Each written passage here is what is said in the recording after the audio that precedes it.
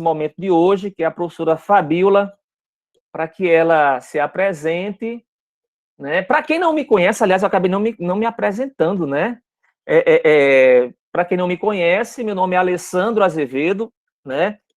Eu sou avô do Peri, pai de Kainan e Cauê, primo torto de Fabíola. Isso são algumas das minhas credenciais mais importantes, né?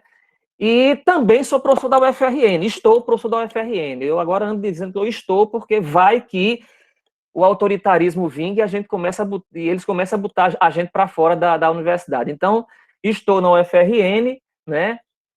E hoje a gente está junto aí, eu e Fabíola, nessa atividade de hoje. Só para, antes da Fabíola começar, eu queria só chamar atenção um pouco para o que a gente está pensando de uma maneira bem genérica, qual é o nosso traçado hoje.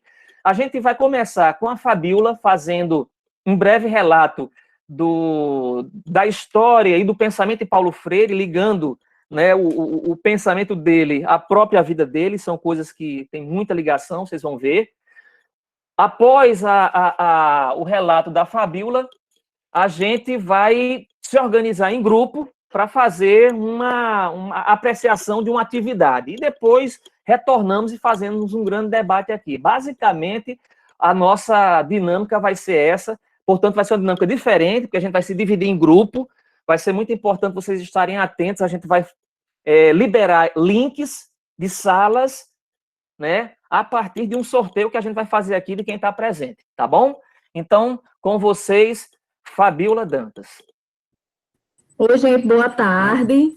Já fui apresentada aí pelo professor Alessandro, meu primo torto, porque ele é primo legítimo dos meus irmãos, de um segundo casamento, eu sou do segundo casamento do meu pai, só para explicar. Né? Falar de Freire, para mim, é muito caro, por dois motivos principais. Né? Primeiro, o grande educador que ele é, que muito cedo ele se posicionou politicamente a favor dos oprimidos, né, daquelas pessoas menos favorecidas, e eu falo no presente porque a sua presença física não está mais entre nós, mas a sua presença política, ética, corajosa, ela continua, né, no nosso fazer cotidiano, na sala de aula, no chão da escola. E, em segundo lugar, me é caro também porque ele é nordestino, né, uma pessoa que até o último dia de vida trazia suas referências nordestinas, seu pertencimento a Recife, e não perdeu o seu sotaque, que lhe era muito peculiar. Né? Então, por esses dois motivos principais, eu vejo que Freire ele tem que estar entre nós e para sempre, né? Sempre inspirando as nossas práticas libertadoras e emancipadoras. Então, eu trouxe aí uma pequena apresentação, só para a gente lembrar um pouco de quem foi Freire, Paulo Freire, algumas curiosidades. Opa! Deixa eu ver só aqui, Alessandro, o que é que está acontecendo. Na hora que eu boto para apresentar uma janela, não está aparecendo para mim.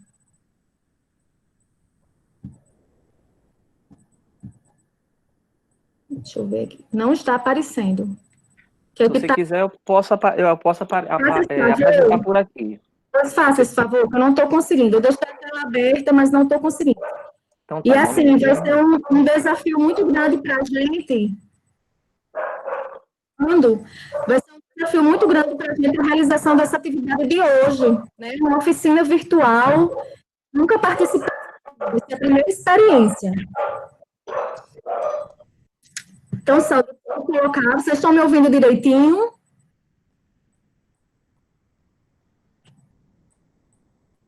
Certo. Então, Freire, eu vou desligar minha câmera, eu acho que vai melhorar aqui para mim, certo? A transmissão. E aí, quem puder desligar também, eu acho que melhora. Está muito aparecendo, viu, Sandro? Está aparecendo o slide? Está aparecendo, mas está muito pequena a projeção. Não sei por que ela diminuiu. Vamos ver se eu dou um jeito aqui, peraí. Um momentinho. Ah, melhorou. Então, eu trago aqui Freire, né, biografia e obra, para a gente ter uma ideia de como a vida dele está imbricada na forma como ele pensa a educação, né, em seus posicionamentos educacionais, políticos e ideológicos. Então, o menino Paulinho, pode passar, Sandro.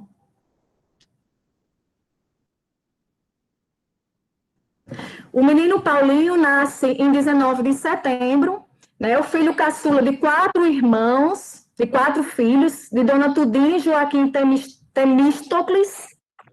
Tem uma primeira infância feliz, repleta de brincadeiras, apesar das dificuldades financeiras. O seu pai era do exército, da polícia, né, algo desse tipo, e ele fica doente e é reformado. Então, tinha um tio que morava aí no Rio de Janeiro, o tio Rodovalho, que era quem supria as necessidades da família. E com o problema de 29, né, da crise de 29, o comércio dele quebra no Rio de Janeiro, e ele deixa de ajudar a família. E aí a gente vê nos primeiros registros sobre Paulo Freire o livro do bebê, né? Imaginem só, Paulo Freire ano que vem fará 100 anos. Naquele tempo, uma família que tinha o zelo de fazer o livro do bebê, com fotos, com o registro do primeiro dentinho, tudo que a gente faz hoje, naquele tempo, Dona Tudinha fez para Paulo Freire, né? Então, eles tinham uma condição financeira razoável, ajudado por esse tio. E ele lembra de que o quintal da sua casa era o mundo dele, né? Cheio de árvores, de bananeiras, de cajueiros. Foi ali onde ele aprendeu a ler À Sombra das Árvores. O meu quadro negro era o chão e o lápis no graveto de pau. Então, aí vem as primeiras, o embrião do método Paulo Freire, né? O que é que Freire escrevia no chão? Palavras que tinham significados na sua infância. Então, quando ele entrou para a escola, de forma formal, ele já entrou alfabetizado pelos seus pais, né? E o pai dele, apesar de ser militar, era uma pessoa muito amorosa, né? Que tem muitos relatos de cartas, de escritos que ele deixou para Paulo Freire, apesar de ser um cabra macho do Nordeste, mas era aquela pessoa que tinha esse coração, né? Essa amorosidade com a família.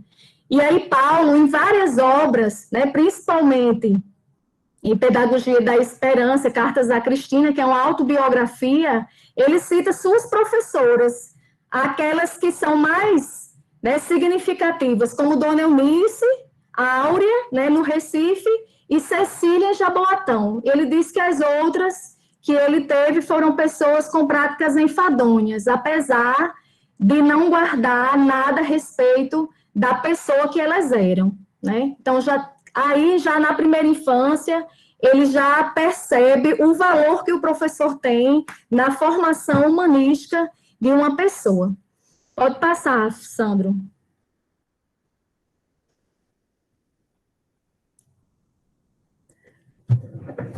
Com esse tio, né, quebrado, digamos assim, lá no Rio de Janeiro, deixou de suprir as necessidades financeiras da família, né, Paulo e sua família se muda para Jaboatão dos Guararapes, é uma cidade metropolitana do Recife, né, só 18 quilômetros da capital.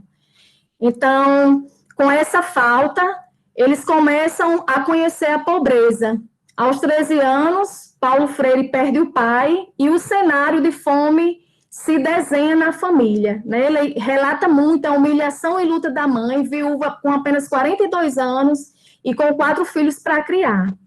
E aí ele se recorda do piano da tia, que morava com eles, essa tia Lourdes, e a gravata do pai, né? Que eram marcas de que eles ainda tinham alguma coisa da classe média, apesar da fome assolar a família. Eles poderiam se endividar, mesmo com dificuldades, mas tinham essas marcas dessa família que ainda se mantinha de aparência, né? E aí ele fala da geografia dos quintais vizinhos, né? Do roubo das galinhas para poder matar a fome. E é muito triste, porque aí ele conhece a pobreza e começa a refletir, né? Qual a condição daquelas pessoas? Como eles tinham ainda o piano da tia e a gravata do pai, eles eram vistos, os seus pequenos furtos, como trelas de crianças. Mas, se nada disso tivesse, seriam delinquentes. Então, ele já começava a perceber essa sociedade desigual e injusta, né? Em Jaboatão, Paulo fortaleceu seu caráter e sua preocupação com a justiça. Também conheceu a solidariedade de amigos e conhecidos. Cresceu sem rancor, sem lamuriar-se e sem deixar que o menino empobrecido prevalecesse sobre o menino que se fazia feliz. Então, foi lá onde ele cresceu, né? Ele relata que a magreza era muito aparente, os dedos finos, né? E muita dificuldade para estudar, inclusive. Em Jaboatão inexistia, no próximo slide a gente vai ver isso, que em Jaboatão inexistia o ensino secundário. E aí ele precisava estudar, ele queria estudar. E a mãe começa a se humilhar, batendo nas portas de escolas, porque ela também não tinha como pagar, né? No Recife. Pode passar, Sandro, o slide. Então, Dona Tudinha começa a peregrinação, né? Até que chega na escola de Aloysio Araújo e Genove, que são os pais de Nita Freire, né? De Ana Maria. Então, eles eram proprietários do Colégio Oswaldo Cruz, um colégio de muito renome dentro do Recife. Hoje, infelizmente, suas atividades foram encerradas, né? Mas naquele tempo, eles ofereceram, sim, uma bolsa de estudos para Paulo Freire, exigindo apenas que ele gostasse de estudar. E com o tempo depois, né, Freire ficou muito feliz, foi estudar nessa escola, que foi a primeira vez onde ele viu Nita. Nita tinha apenas de 3 para 4 anos de idade. E ele chegou, depois de uns 2 anos que estudava lá, chegou ao casal e perguntou se ele poderia contribuir de alguma forma essa gentileza que eles tinham feito, né? Então, ele se tornou professor de língua portuguesa nessa escola. E aí, ele queria se formar enquanto professor, mas como no Recife não existia esse curso, ele optou em fazer direito, né? Então, o curso de Direito daria essa base humanística, já iniciada no Oswaldo Cruz, e aí ele concluiu o curso de Direito em 47. No entanto, na sua primeira causa, ele já desistiu, né? Ele foi advogar para tomar os utensílios de um jovem dentista, os utensílios de trabalho, e ele se recusou, porque viu que era a forma que ele tinha de ganhar o pão. Então, já diante dessa injustiça, que ele considerou injusto, ele chegou em casa já casado com Elza e disse que não daria para o direito, né? Teria que ser realmente professor, e Elza, sua primeira esposa, como uma professora, né, professora primária, ela incentivou para que Freire realmente se tornasse professor. Pode passar, Alessandro. Então, as experiências profissionais de Paulo Freire, né? Além de professor de língua portuguesa, que era sua verdadeira paixão, ele falava muito de gramatiquices, que não gostava disso, ele era muito rigoroso, né? Leu muita literatura, tanto portuguesa como brasileira. Ele gostava de ser muito, comprava os livros no sebo, ele também coloca isso. E aí ele sai da escola, do Colégio Oswaldo Cruz, para o SESC Pernambuco, que foi onde ele teve o primeiro contato com a educação de jovens e adultos. E tudo que eu já li sobre Freire, né, tanto na biografia que a própria Nita Freire escreve, como em Pedagogia da Esperança e outros escritos, o César, ele demonstra ser uma grande oportunidade, se não uma das mais importantes, mas uma das mais significativas, onde Paulo Freire começou realmente a refletir a relação com o trabalho, né, da educação com o trabalho. Então, ele era um órgão novo, que estava surgindo, né, não se tinha ainda certeza se iria vingar ou não, mas ele aceita, porque ele também tinha a oportunidade de começar a trabalhar com formação docente. E aí ele aprimora o pensamento da ação, reflexão, ação, né, da educação democrática, e recomendava para que se evitasse conferências, que o Círculo de Pais e Professores deveria ser debate. Então, nesse ano é de 47 a 66. Paulo Freire, ele fazia muitas atividades em um tempo só, né? A gente vai perceber que ele estava no SESI, ele estava desenvolvendo outros projetos também, e é uma vida muito intensa. Nesse tempo ainda, ele, juntamente com outros amigos, eles fundam o Instituto Capibaribe, que esse sim ainda existe no Recife, como uma escola alternativa ao que existia no tempo, né, humanista, crítica e problematizadora. Então, ele só fica 1 ano à frente dessa escola e já entrega a uma das pessoas que faziam parte dessa fundação. Mas ela ainda existe no Recife e é referência de ensino de qualidade. Então, ele vai para o serviço social da paróquia do Arraial, ele tem uma aproximação muito grande com a igreja, né? Apesar de seu pai ter sido espírita, mas ele tem essa aproximação muito grande com a igreja católica, e aí a gente vê que, inclusive, no exílio, ele tem esse amparo, né, da igreja para que ele comece a trabalhar por lá também esse projeto que foi interrompido aqui no Brasil e que tanto ajudou o mundo todo, principalmente os países da África. Pode passar, Alessandro.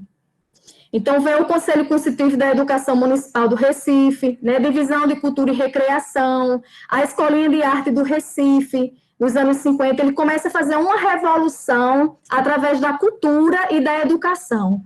Participa de conselho, é professor universitário da Universidade do Recife, né, entra na escola de serviço social como primeiro trabalho universitário, depois na Escola de Belas Artes, e aí ele, como estava convidado, depois ele faz o concurso, né? E aí, quando ele faz o concurso, ele tem terminado o seu doutorado, ele não entra por causa que outra pessoa fica em primeiro lugar, né? Algumas de suas ideias, elas são questionáveis, e aí, como só tem uma vaga, ele pede demissão desse cargo que ele exercia. Mas, mais à frente, ele consegue entrar como professor efetivo, certo? E o seu doutoramento, a tese do seu doutoramento, ela se transforma no seu primeiro livro. Pode passar, Alessandro. Então, alguns movimentos aí importantes, né? Ele, além da questão profissional, ele começa a entrar em movimentos políticos também, né? O movimento da educação popular do Recife, em 1960, ele pensa nas 40 horas de Angicos, que a gente vai ver mais à frente, eu vou falar um pouco sobre as 40 horas e sobre quando ele assume a Secretaria de São Paulo, o Programa Nacional de Alfabetização. Então, as 40 horas de Angicos, quando a gente... Mais à frente eu falo mais sobre ele. E aí, quando ele, essa ideia, essa experiência, né, ela é exitosa, consegue-se alfabetizar esses adultos através de temas geradores, né, de estudo dessa realidade, que essas palavras geradoras são significativas para essas pessoas, eles começam a aprender, começam a se alfabetizar. Então, isso é revolucionário, né? Naquele tempo, em Angicos, existia 75% da população analfabeta. Então, muitos começam a se agregarem a esses círculos, né, de cultura para aprender a ler, aprender a escrever, e esse saber ler e escrever ele é ampliado para uma questão de conscientização. Então, um movimento de muita escuta dessas pessoas, de respeito profundo, né, de saber quais são seus sonhos, seus objetivos. E aí, encantado com essa experiência de Angicos, o presidente da República, na época, ele convida Paulo Freire para fazer parte do Programa Nacional de Alfabetização, certo? E é importante porque ele se empolga. Então, ele começa a pensar em um projeto de educação popular que vai abranger todo o país, né, não só a questão da alfabetização, mas da educação infantil até a universidade popular. No entanto, em 1964, o que é que acontece? Infelizmente, o golpe chega. A gente está revendo isso agora, né? Com a questão do golpe. Então, existe todo o cerceamento, corte dessas ações populares, porque a população, o povo, começando a emergir e ver que eles realmente poderiam transformar essa sociedade, né, tão injusta, desigual, opressora, então a elite ela começou a se preocupar. Ela se preocupa e ela apoia os militares para que realmente se retome o poder. E aí, Paulo Freire é preso, né, por 2 vezes, um no Recife e outro em Olinda, ele fica preso lá, e aí a gente pode ver mais à frente um pouquinho. Depois da prisão e do exílio, em 80, ele vem para o Brasil, né, depois de 16 anos de exílio, para ser professor na PUC, na Unicamp, e em 89, secretário de Educação de São Paulo, passando também o bastão para Mário Sérgio Cortella, né? E aí, nesse tempo de secretário de Educação, ele lança o livro Educação na Cidade, sobre a sua experiência, e tem outro livro também, que fala dessa experiência de Paulo Freire, e depois eu vou passar para vocês, que eu passo aqui pelo meu sentido, certo? Pode passar, Alessandro.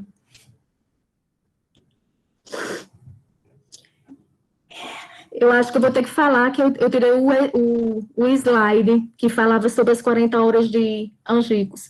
Vocês já pararam para pensar por que Angicos foi escolhida para ser a cidade da experiência? Quem poderia me dizer aí e abrir o microfone para me falar se sabem o porquê de Angicos ter sido escolhida para ser a cidade, né, o lugar da experiência das 40 horas. Se alguém souber. O silêncio reina. Tem alguma coisa aí no chat, Alessandro? Como? Tem alguma coisa no chat? Alguém respondeu aí no chat? Edinaldo respondeu, não sei. Então é o seguinte, naquele tempo, quem era o governador era Aloysio Alves, né? Então, Aloysio, ele era um homem de centro. Só que, quando ele foi convencido pelo seu secretário da Educação, né, Fernandes, ele disse, então tá, agora a experiência será na minha cidade natal, que é Angicos. Então, por isso que foi desenvolvido em Angicos, porque era a cidade natal de Aloysio Alves. Então, ele foi para lá, né, pediu apenas que fosse feito um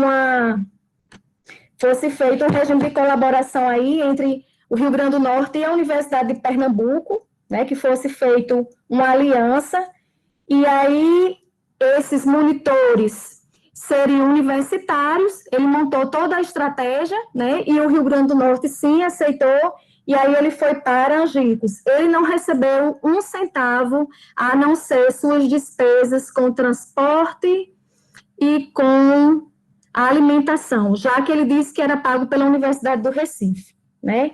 E aí as pessoas que estavam colaborando com a experiência, sim, receberam, mas ele mesmo não.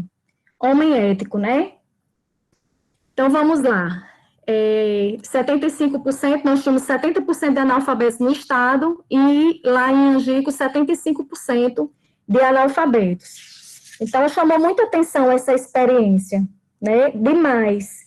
Inclusive, no final, e ele pedia para que não houvesse intervenção política de Aloysio Alves. Ele não deveria ir visitar, né, a experiência, os grupos, os círculos de cultura, para que não houvesse esses constrangimentos, como se eles não estivessem sendo vistoriados, né, por alguém em relação à questão política.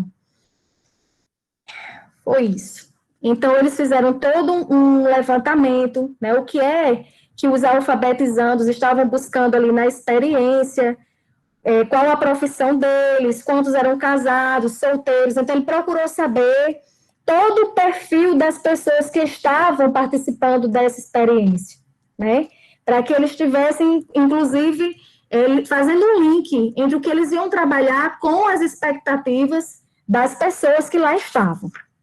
E aí a gente já vai pensando direitinho o que é que Paulo Freire pensa para a educação de jovens e adultos, né? A partir daí a gente já começa a tirar essas conclusões. Então, a forma como ele pensou o método Paulo Freire, as experiências pelo mundo, porque Angicos foi uma experiência, acho que a mais famosa em relação à alfabetização, mas que ele fez isso em muitos lugares, lógico, considerando as realidades, mas o que é que Paulo Freire trazia para a educação de jovens e adultos? Né? Como é que ele concebia essa aprendizagem? E aí a gente já vai vendo o que é que ele preconizava a partir da experiência. Os círculos, né? Ninguém ficava na frente de ninguém, não existia saberes maiores do que os outros, então todo mundo que estava ali tinha o que contribuir, né? Aquele que ensina também aprende ao ensinar, e quem aprende ensina ao aprender. Então, todas essas frases, jargões, a gente começa a compreender nessa história dele. Porque em todo momento, inclusive em sua obra, ele imbrica sua história de vida com essa base teórica que ele vai formando. E Paulo Freire lia tudo. Ele não lia só autores de esquerda. Muita gente acha que ele lia Marx, Engels, não sei quem, tudo de esquerda. Não, ele lia também quem era de direita.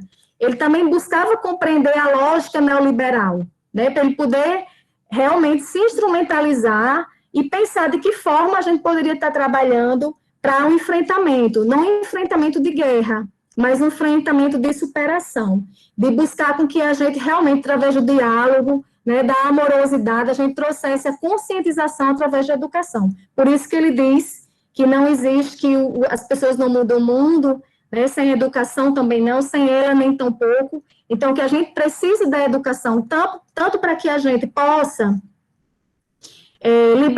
se libertar, os homens se libertam entre si, né, mediatizados pelo mundo, e também eles se educam entre si, mediatizados pelo mundo. Como secretário de Educação, que eu vou falar um pouquinho, né, já quando ele volta, depois de um tempo que ele já volta para o Brasil, que ele diz que vai redescobrir o Brasil, né, vai reconhecer o Brasil, pelos seus 16 anos fora. Então, ele volta num momento diferente, né, já podendo estar no seu país, redescobrindo, revivenciando, buscando compreender que Brasil é esse que se formou pós-ditadura militar.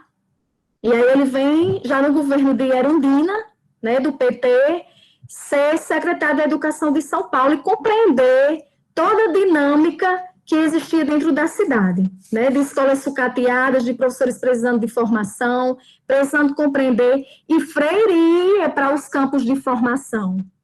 Ele também ia, ele não ficava só naquele trabalho burocrático, muito pelo contrário, ele fazia questão de ele presencialmente, né, pessoalmente, fazer esse trabalho junto com as escolas, e foi um trabalho muito significativo, tanto é que rendeu aí alguns trabalhos importantes.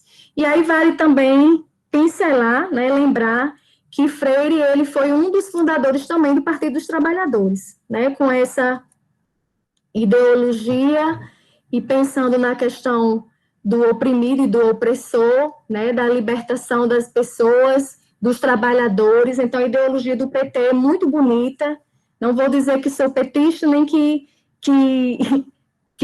sou simpatizante, né? Mas a ideologia, a filosofia de criação do Partido dos Trabalhadores, se vocês tiverem a oportunidade de ler, leiam, que é muito interessante e muito amorosa, por dizer assim, porque leva muito em consideração as pessoas, né? Aqueles mais desvalidos, os esfarrapados, como Freire colocava tão bem. Pode passar, Sandro. Então, Nita fala, volta em um dos slides, que o seu pecado foi alfabetizar para a conscientização e para a participação política, alfabetizar para que o povo emergisse da situação de dominado e explorado, e que assim, se politizando pelo ato de ler a palavra, pudesse reler criticamente o mundo. Né? Eles achavam que Freire, com certeza iria acontecer, uma transformação no país. Né? Analfabeto não votava. Então, no momento que eles conseguissem se alfabetizar e tivessem essa leitura do mundo, com certeza as coisas mudariam por aqui. Então, antes que acontecesse essa revolução, o golpe foi proferido e aí Freire foi preso, acusado de subversivo, né? Inimigo da pátria e inimigo até de Deus, que vendo algumas entrevistas dele, eu até percebo tanto que isso doeu nele, a forma como ele fala, né? Que, como ele era muito católico, uma pessoa muito chegada à igreja, dizer que ele era inimigo até de Deus foi um golpe muito duro. E aí ele ficou preso, ele era uma pessoa frágil, e ficou preso em uma cela 80 por 1,70, né? 1,70 de altura e de largura 80 centímetros, praticamente uma caixa, onde ele ficava lá, e a gente vê que era uma tortura, né? Não é só a prisão, mas também era uma tortura, um lugar onde você não podia sentar, nem onde você poderia se movimentar. Então, ele pedia para que tem um carcereiro que era muito amigo, aliás, muito amigo não, né, mas era uma pessoa que tinha compaixão. E aí ele falou, professor, o senhor peça para ir ao banheiro, diga que está com problema urinário, né, que precisa sair para ir ao banheiro, que aí o senhor se movimenta um pouquinho aqui, para não ficar só aí. E ele sobreviveu, né, segundo ele mesmo, ele sobreviveu a esse tempo de prisão devido a esse movimento, né, que ele conseguia se movimentar para um lado e para outro. E ele, nesse momento da prisão, ele também relata os atos de solidariedade de outros presos. Então, Freire, ele começa a refletir também nessa sua situação adversa e aprender com ela, né? A questão da amorosidade, inclusive um dos prêmios que ele recebeu, ele dedicou a esse carcereiro, que no seu anonimato reconheceu enquanto gente. Então, essa experiência é muito bonita, apesar de triste e de muitas vezes revoltante, né? Você ser preso sem nenhum um crime, somente porque queria transformar a sociedade, principalmente a situação das pessoas mais desvalidas. Então, ele vai para a Bolívia, né? Ele consegue ir para a Bolívia sem passaporte. Ele foi exilado lá, só fica 70 dias porque não se adapta. Ele tem problemas de saúde e teve também outros problemas políticos por lá.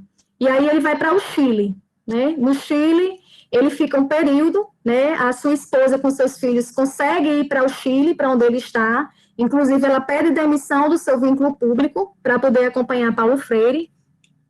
E lá ele começa a escrever, né, continua suas produções e vai amadurecendo suas vivências. Então, em 65, ele publica Educação como Prática da Liberdade, que foi sua tese de doutoramento.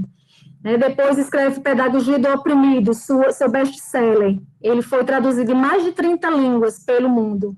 Em 69, ele se muda para os Estados Unidos. Depois, em 70, vai para Genebra, na Suíça, né, trabalhar com o Conselho Mundial de Igrejas. Em 71, funda com outros exilados brasileiros o Instituto de Ação Cultural, em Genebra, inclusive o Moacir Gadot estava lá com ele, né, e tantos outros. Em 79, ele consegue um passaporte, volta para o Brasil apenas para visitar, né, São Paulo, Rio de Janeiro e Recife. Nesse tempo, sua mãe já tinha falecido, e aí tem um caso, um episódio interessante, que a mãe escreve para ele e pergunta por que ele nunca mais escreveu para ela.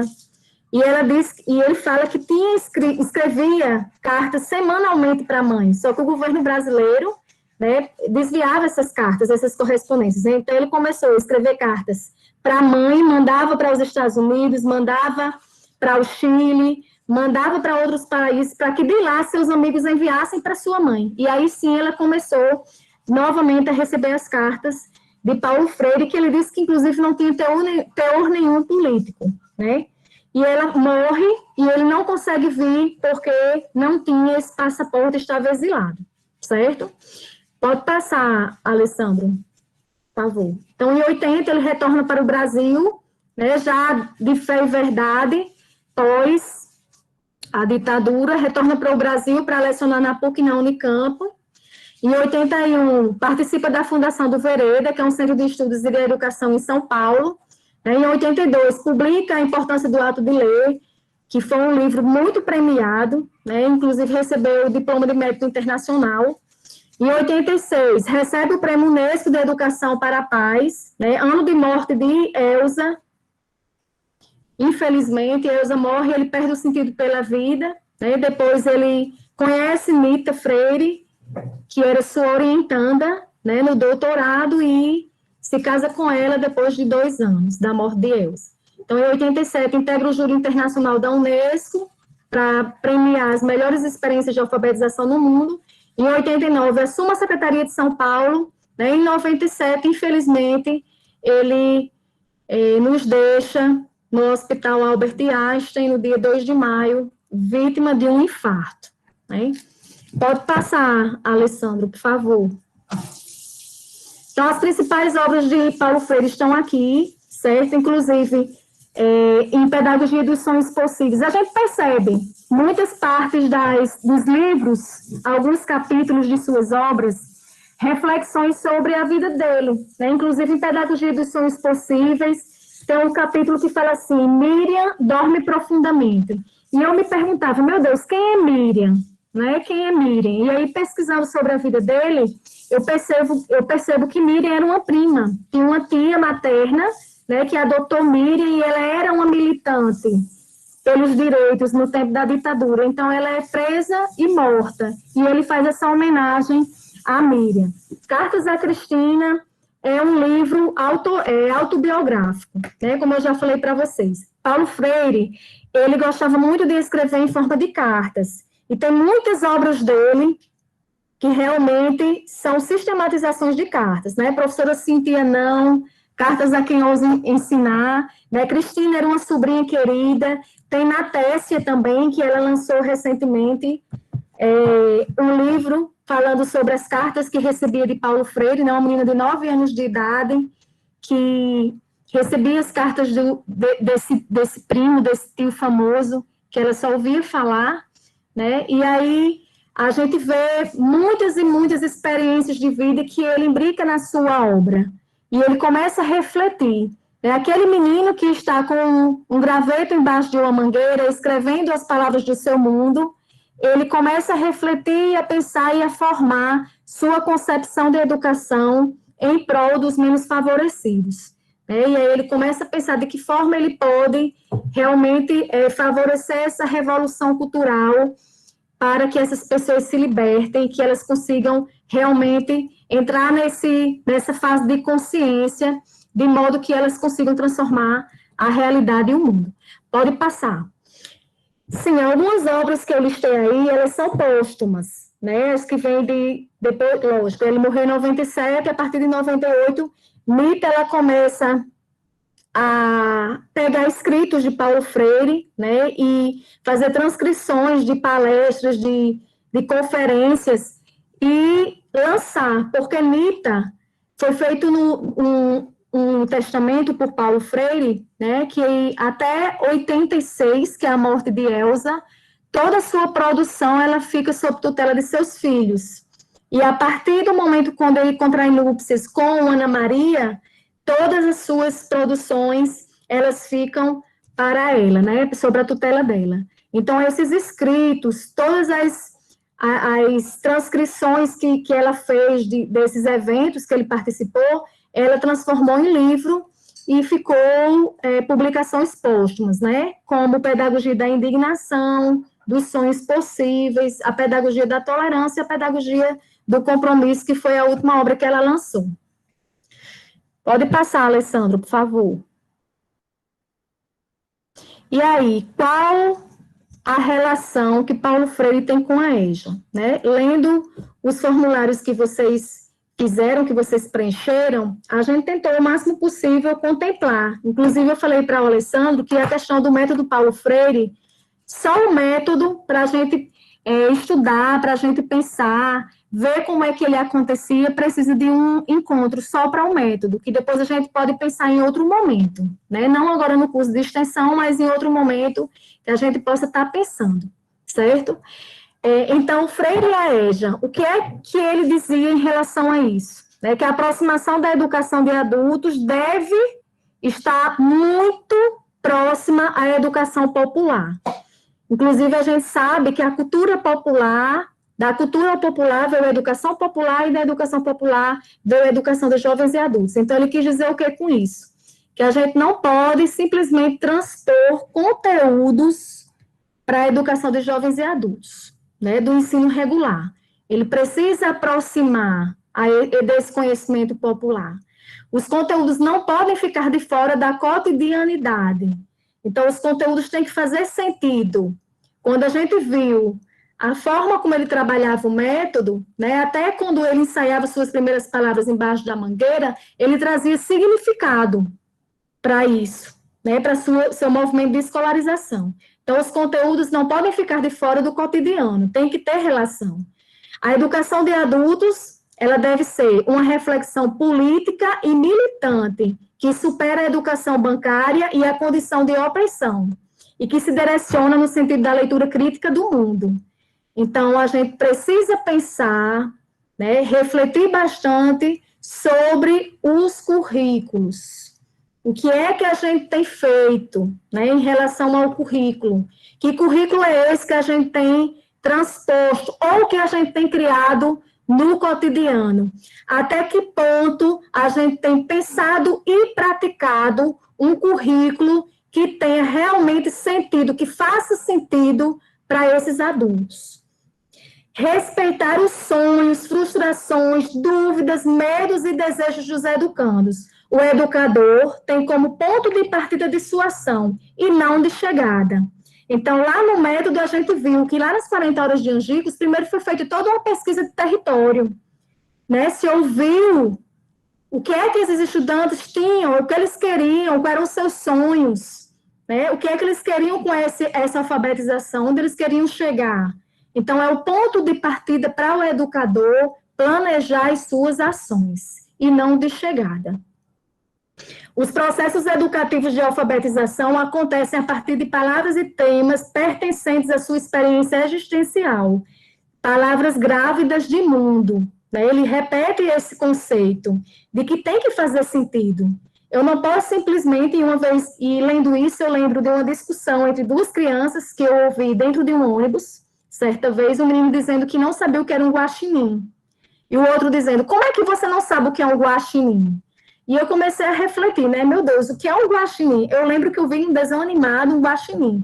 Mas por que eu tenho a obrigação de saber o que é um guaxinim? Ou então a escrita de um guaxinim?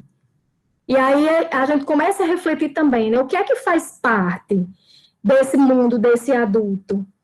E aí, lógico que ele precisa também avançar, mas a gente tem que partir do que ele sabe e do que ele tem enquanto expectativa, né? E aí a superação do senso comum a partir da reflexão crítica sobre ele, sobre esse senso comum. Então, o que é que eu sei, né, que eu acho que dizem e o que realmente se concretiza com a ciência? A gente tem que partir disso. A superação do senso comum, ela vem a partir da reflexão crítica dele mesmo. Então, a gente não pode trazer um conhecimento arrogante, né, que mate os conhecimentos que já existem.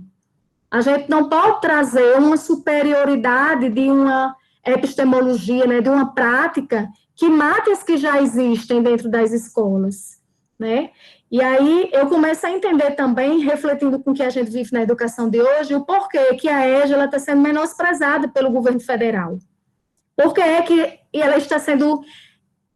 Se a educação está sofrendo, a EJA está sofrendo mais. Né? A gente não tem mais nada, a gente não tem mais um livro didático, a gente não tem recurso, tudo está cortado, a gente está literalmente resistindo, porque a gente precisa realmente levar a bandeira, né, continuar a nossa militância e acreditando de que essas pessoas realmente estão no mundo para ser mais. Que era o que Freire falava, não é ser mais do que ninguém, não, mas é ser mais em relação aos seus potenciais. Então, aquela pessoa tem potencial, eu preciso acreditar nela, né? Eu, como educadora, tenho que acreditar nela. Ela já ouviu tantos nãos, o estudante de EJA já foi tão negado, já foi negado a escola, porque a maioria deles tem experiências educacionais, já foi negado a escola, já foi empurrado para o mundo do trabalho muito cedo, né? E aí, quando ele volta para a escola, já como estudante de EJA, já com sua maturidade, com sua bagagem de vida, essa escola vai fazer o quê? Essa escola ela tem que acolher, ela tem que entender, ela tem que fazer com que ele realmente alcance seus objetivos, né? Então é isso, eu acho que eu já falei mais do que o tempo, Alessandro. Passa aí o último slide. Dias antes de Paulo Freire falecer, em uma entrevista que ele deu, ele falou isso, que gosta de ser lembrado como alguém que amou o mundo, as pessoas, os bichos, as árvores, a terra, a água, a vida. Inclusive, muitos de seus escritos últimos falavam já dessa consciência ecológica, né, que é o que a gente está vendo hoje, a consciência ecológica. Então, gente, é isso, muito obrigada. E aí, eu estou disponível aqui até o final da atividade.